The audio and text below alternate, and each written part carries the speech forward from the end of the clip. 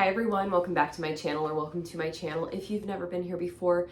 Today I'm going to be talking about effective ways to deal with and handle criticism. I have a few notes jotted down on my iPad, and I'm going to be reading them and explaining what these notes mean here. So there are 6 steps in the process of what I will be explaining, and the first one is to consider the source. This is something that I actually was taught.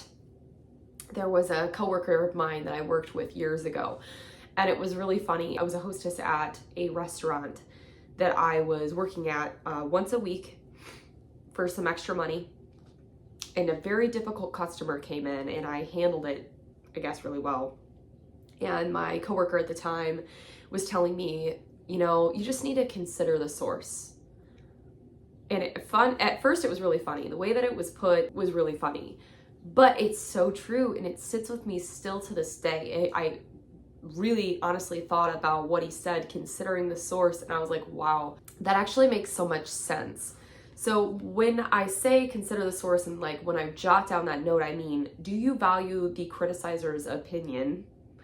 And does the person have a pattern of being helpful or hurtful? Where is it that they are coming from? Consider the source at which this criticism is coming from. Is it from somebody that you would take criticism from, that you believe, that you idolize, that you believe you would like to mirror the way that they handle something, whatever that criticism is based on? Or is it going to go in one ear and out the other because you're considering the source and realizing that it doesn't matter to you what they say because you don't really want their criticism anyways? Number 2, you need to identify what type of criticism that it is. So some criticisms, they are just personal attacks. They're coming from a place of insecurity from that other person. And other forms of criticism can be constructive. So you want to follow the constructive criticism. You do not want to feed into what people are coming to with bad intentions. They're just trying to manipulate you and make you feel bad. So you really want to come from a place of like understanding what somebody is coming from, like maybe a harsh perspective, but a perspective you need to hear. That would be constructive criticism, not necessarily bashing you based on their emotions. The third thing I wanted to point out is that you need to focus on self-improvement. So be open to learning and changing. Criticism is all about, instead of having your feelings be hurt, listening and hearing what people have to say because they're only trying to help you grow and become a better person. Sometimes the difficult thing to hear is what you need to hear, and oftentimes will be what you remember as well and what will resonate with you. And sometimes some things click and some things don't. So just be open to learning that and changing out as well. We are not perfect people. The things that we're going to say and do, they're not always exactly what is right. The next thing is to hold your feelings. Allow yourself to feel hurt or angry, but it isn't helpful to deny or bury your feelings. Allow yourself the ability to feel whatever it is you're feeling, and also feel that in a healthy way. Don't hurt other people while you are in the process of feeling. So if you can identify your feelings in order to be able to accept the criticism, that is so important. So an effective way to deal with criticism is by identifying your feelings in the moment. Are you willing to even receive that criticism at that moment? Do you need to tell this person that you are not prepared at this moment, but you're willing later?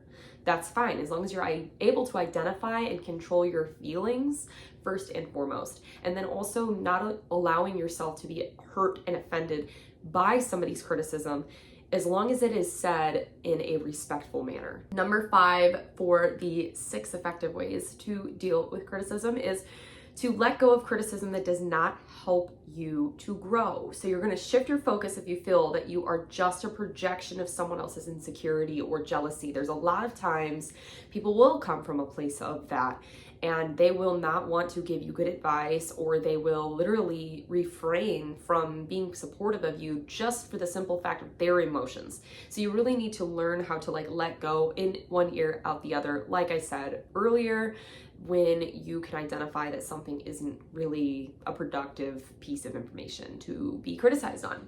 And lastly, but most importantly, to be honest, is to be kind to yourself. You need to have a self-talk saying, this criticism may hurt, but it doesn't define me. You also need to be, like I said, you have to be open to accepting the criticism, because that is so important.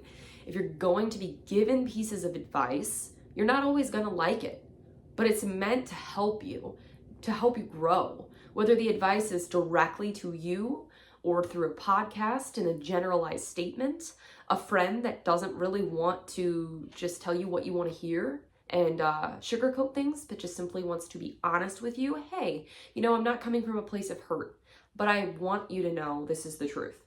That is so important, but we really need to be very kind to ourselves and allow ourselves the grace that is needed in accepting the criticism. And then also, in addition to all of these things, try your best to be honest, forward, and respectful in helping people you care about with effective criticism. So it is so cool to be able to sit down and actually be adults and be honest. It feels great. I know that when you accept it it feels uncomfortable, because none of us want to be wrong. None of us want to feel like we're wrong or like we're bad or whatever. But again, we're human. So criticism is only meant to help you, in whatever fashion that it is, as long as it is received and communicated well. So I hope this video kind of helps you guys in effective ways of dealing with criticism and kind of the topic as a whole. And I want you all to know that I upload videos every single Monday and Thursday mornings at 8 a.m. Central Standard Time. So if you have not already, please subscribe to my channel, click the bell button to be alerted when I post. And as always, stay sassy. Bye, everyone.